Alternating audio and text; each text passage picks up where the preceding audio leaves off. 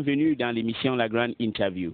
Notre invité aujourd'hui est Monsieur Hamidou Comidor Njimulu. Il est l'ambassadeur de la République du Cameroun au Congo et en République d'Angola. Aujourd'hui, c'est une émission spéciale sur le Cameroun, en particulier sur les élections qui se tiennent là-bas demain, le 9 octobre.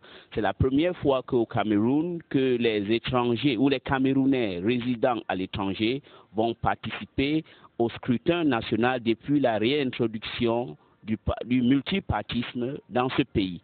Monsieur Njimulu, soyez les bienvenus chez vous parce qu'on est dans l'ambassade, au sein de l'ambassade du Cameroun au Congo. Bienvenue. Merci, cher ami. D'accord, on va un peu essayer pendant 90 minutes de discuter avec vous, parler un peu de votre pays, parce que le Cameroun, c'est un pays particulier en Afrique centrale et même en Afrique, parce que les Camerounais disent qu'ils sont l'Afrique en miniature. Vous allez nous expliquer pourquoi ils disent cela. Alors d'abord, quel serait l'enjeu des élections qui auront lieu demain au Cameroun, le 9 octobre? Et demain, le 9 octobre, les Camerounais doivent aller voter pour renouveler ou conduire un nouveau président de la République. Et l'enjeu, c'est la paix. Il s'agit d'élire celui qui non seulement constitutionnellement est le garant de la constitution du Cameroun, mais et plus particulièrement l'homme de la paix, l'homme qui permettra au Cameroun de continuer comme un pays de paix dans cette région africaine et de manière générale en Afrique. D'accord. Alors, dites-nous, il y aura combien de candidats? Il y a 23 candidats, et y compris le président Paul Biya, l'actuel président sortant. Il y a 23 candidats. D'accord. Alors, ce que d'autres personnes vont voir, parce que là, on ne va même pas parler seulement du Cameroun en particulier. Il y a dernièrement, Robert Bougie a fait des déclarations en disant que après le printemps arabe, ce serait le soleil africain. Et puis, focaliser sur la région de l'Afrique centrale, parce qu'il y a beaucoup de leaders, des présidents, ils ont beaucoup mis longtemps au pouvoir. Est-ce que ça ne vous fait pas peur dans vos pays, au Cameroun en particulier? Très bien. Le Cameroun est tout à fait particulier parce que le peuple camerounais est attaché à sa souveraineté. Le peuple camerounais est attaché à la paix. Le peuple camerounais ne peut pas se lever d'un coup de pouce, comme on voit ailleurs, et se mettre dans la rue pour rien. Parce que le peuple camerounais connaît la paix. Le peuple camerounais connaît la prospérité. Le peuple camerounais vit dans la prospérité tous les jours. Et surtout, ils sont jaloux de leur paix. Et il est très difficile d'aller au Cameroun poussé par quelques Facebook pour mettre les Camerounais dans la rue et pour faire une révolution, c'est-à-dire un changement total, un bouleversement qui détruit l'acquis actuel du peuple camerounais. C'est impossible. C'est impossible. Alors, mais vous dites que c'est impossible, mais bon, nous n'étions pas là, mais on a lu, on a vu dans les dépêches de l'AFP que dernièrement, vous dites qu'au Cameroun, ça ne peut pas se faire, mais il y a quand même eu des militaires qui ont attaqué une zone au Cameroun. Ça veut dire qu'il y a une possibilité que ça peut se faire chez vous, même pas avec l'aide de Facebook et de Twitter. Oui. Vous savez, il y en a qui prennent leurs rêves pour la réalité. Il y a quelques individus qui croient qu'ils peuvent répondre favorablement et avec succès à l'appel qui se fait dans certaines chancelleries, dans certains milieux occidentaux, où ils obtiennent des subventions pour aller déstabiliser. Ceux-là, j'ai pitié d'eux parce qu'ils ne comprennent pas ce qu'ils font. Au moment où on veut que l'Afrique soit une Afrique libre, il y en a encore qui sont des suppôts, ceux qui veulent recoloniser l'Afrique et qui se laissent utiliser par ceux qui veulent recoloniser l'Afrique. Il appartient aux Africains de traiter leurs propres problèmes. Et la démocratie est en marche dans toute l'Afrique. Prenons la voie de la démocratie pour changer, pour qu'il y ait alternance, quelle que soit la durée. J'ai connu dans certains pays, dans un pays occidental, quelqu'un qui a mis plus de 25 ans à la tête du pouvoir, il s'appelle Mitterrand. Et un jour, enfin, il a obtenu cette alternance à sa faveur. Est-ce que les Camerounais aient de la patience? Et c'est le jeu démocratique qui se joue actuellement. Et saisissons cette aubaine de la démocratie que le président Paul Biya nous a apportée. Jouons le jeu de la démocratie totalement pour que nous en arrivions un jour à ce que les uns et les autres souhaitent, cette alternance qui viendra un jour. Mais pour l'instant, le peuple veut quoi? Le peuple veut cette continuité par les urnes. Par les urnes. Et les élections se feront demain et sortira des urnes le nouveau président camerounais. Vous savez, le nouveau peut être le même. D'accord. Voilà, nous parlons de votre pays et nous allons revenir ici. Il y a eu un incident qui s'est passé parce qu'on ne peut pas réaliser cette émission sans parler de cet incident. Alors, pourquoi se fait-il que vous vous avez permis d'arrêter un Camerounais ici qui était en train d'exprimer son droit démocratique, se manifester? Peut-être il n'est pas obligé d'avoir les mêmes visions que vous, mais vous l'avez fait arrêter. Très bien. Et vous savez, entre les déformations de la presse et la réalité, il y a un monde. D'accord. Nous voulons que vous dites un peu la réalité. C'est que vous étiez là, dites-nous un peu ce qui s'est passé. Oui. Il se passe que en République du Congo, nous avons obtenu officiellement le droit de mener campagne partout au Congo. Il se trouve que, avant le lancement de cette campagne, j'ai pris soin, en tant qu'ambassadeur, de tous les Camerounais sans exception, et de tous les partis du Cameroun sans exception, de lancer appel vers les familles camerounaises qui sont ici, vers les associations des Camerounais ici au Congo, pour leur demander s'il y a des partis politiques ici, que ces partis se manifestent pour obtenir pour eux l'autorisation de manifester partout sur le territoire congolais. C'est mon devoir de le faire vis-à-vis des partis politiques qui se manifestent. Leur faire part que le moment venu, il faudrait que les délégués de ces partis politiques puissent se présenter à l'ambassade pour participer comme scrutateurs aux élections, au vote du 9. Je n'ai eu pour réponse qu'une réponse, celle du Rassemblement démocratique du peuple camerounais. Car cela ne tient, au-delà de ce parti qui s'est présenté, qui a obtenu ici au Congo un récépissé de déclaration en bonne et due forme, il existe certainement quelques individus, je m'en doute, qui ont certainement d'autres tendances, qui visent d'autres tendances, qui appartiennent à d'autres tendances. Car cela ne tient, chacun est libre. On ne force pas les gens de choisir tel ou tel tendance. Je suis l'ambassadeur du Cameroun, c'est l'ambassadeur de toutes les tendances politiques au Cameroun et de tout Camerounais. Et qu'est-ce qui s'est passé? C'était dimanche dernier, le 2 octobre. Et un des partis politiques au Cameroun, en lice, faisait sa campagne non loin de la région où se situe l'ambassade. Et ils m'ont fait appel, ils m'ont demandé de venir les assister en tant que membre de la communauté camerounaise que je suis. Je me suis rendu au lieu dit. Je suis arrivé et j'ai donc pris la parole pour vouloir saluer les Camerounais et leur dire qu'il faille qu'ils soient nombreux aux élections, leur donner l'importance des élections pour tout Cameroun.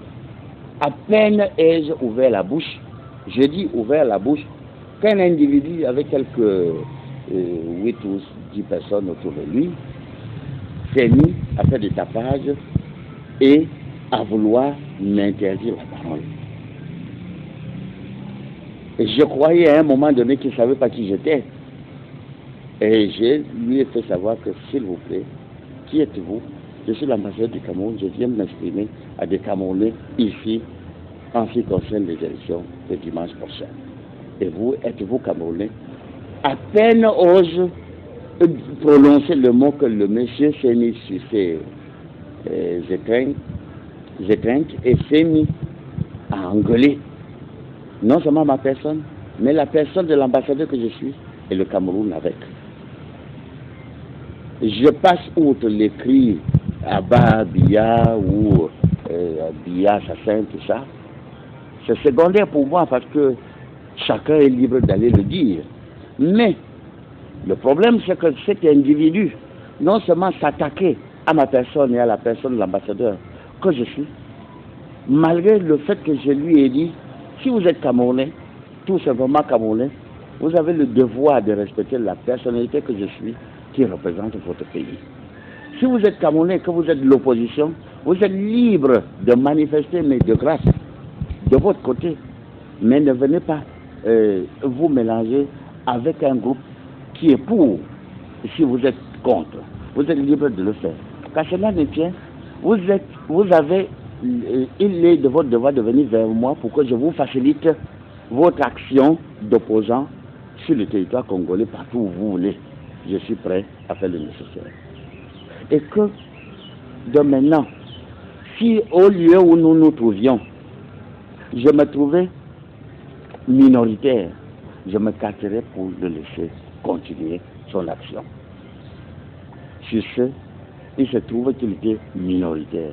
Il y avait plus d'éléments qui respectaient le drapeau camerounais que je porte, la personnalité de Cameroun que je suis. Et en s'éloignant, il a continué à vociférer des propos irrévérencieux à l'endroit de ma personne et du Cameroun, haussant les épaules, se targuant d'être français, tout en étant d'origine camerounaise, et se moquer éperdument du pays.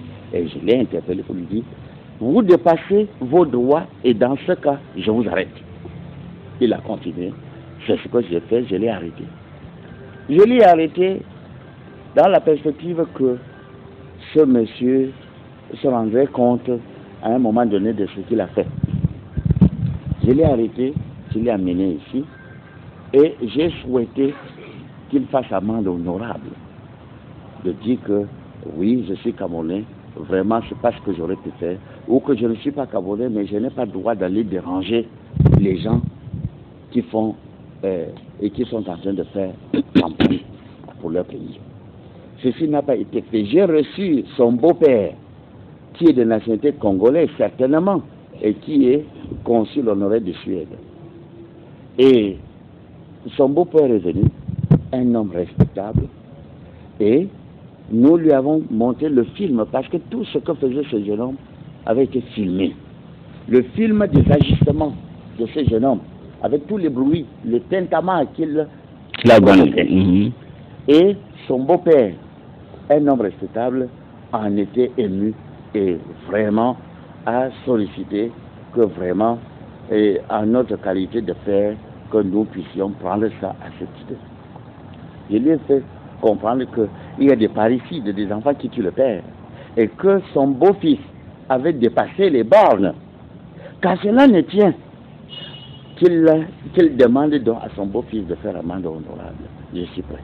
D'accord. Et que cela, et celui-ci a, malgré lui, par un geste discourtois, prétendu à faire amende honorable. Je lui ai dit, bon, quand cela ne tient, ta bande avec qui tu étais, dis-leur, pour qu'ils n'aillent pas continuer leurs imbécilités, leurs attitudes oscillent gratuitement. Et qu'ils sachent que toi qui es leur leader, tu as fait amende honorable. Au lieu de le faire, il s'est mis à enflammer ceci. Et c'est pour cela que j'ai donc fait appel à la police congolaise qu'il a transférée. D'accord. Est-ce qu'il est encore en détention ou on l'a libéré? Il a été libéré 3 jours après. 3 jours après. Et depuis qu'il est libéré, je n'entends pas de bruit et je crois que les siens sont d'ailleurs venus me retrouver et il n'y avait pas que ces petits copains, il y avait parmi eux des éléments de l'opposition camerounaise qui d'ailleurs ne partageaient pas du tout son attitude et qui sont venus lui demander de changer l'attitude. D'accord. Nous nous sommes retrouvés comme en famille, l'opposition camerounaise, le groupe en question qui soutenait ce jeune homme, et ceux du LDPC et autres, c'était comme dans une sorte d'assemblée de thérapie, où nous avons essayé de laver le lait en famille. Alors, oui, mais monsieur l'ambassadeur, est-ce que là, vous n'êtes pas en train de violer un peu les principes? Parce que si un Camerounais ou il est français, on vous l'a mené ici à l'ambassade et vous permettez aux autorités congolaises d'entrer, l'extraire, est-ce que c'est normal? Ça se fait? Voilà. Et lorsqu'il y a trouble oui. dans une ambassade, l'ambassade n'est pas dotée de moyens de répression. Le seul recours pour l'ambassade, c'est de faire appel aux autorités locales pour venir faire cesser le trouble. D'accord. Et le problème de sécurisation de l'ambassade appartient à la partie congolaise. Et c'est pour cela que pour ces élections, nous avons demandé leur concours pour sécuriser l'élection au Cameroun. À l'ambassade du Cameroun. À l'ambassade du Cameroun. Alors, donc, votre propos sont en variance avec ce que les radios et les médias camerounais ont dit. Il y a Equinox. Alors, c'est de l'intox ou de la mauvaise foi. L'information venue du messager que j'ai eu le temps de lire semble plus à un roman, quelqu'un qui s'assied dans son petit bureau et se met à faire son roman.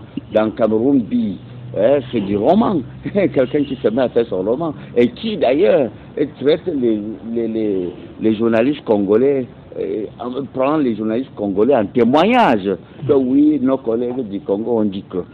Alors, je crois que c'est du roman. D'accord.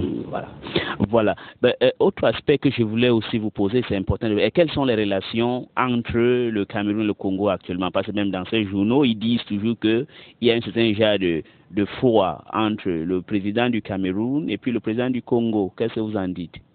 Cher ami, vous savez, j'ai compris depuis un certain temps que la guerre entre les nations aujourd'hui, ce n'est plus les attaques de telles troupes, de telles nations contre telles troupes. Les journalistes sont ceux qui, malheureusement, hélas, permettez-moi de le dire. Vous avez le droit. Les journalistes, certains journalistes ont pour...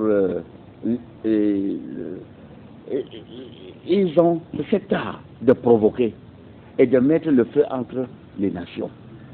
Et quand un journaliste se permet, j'ai lu quelques passages de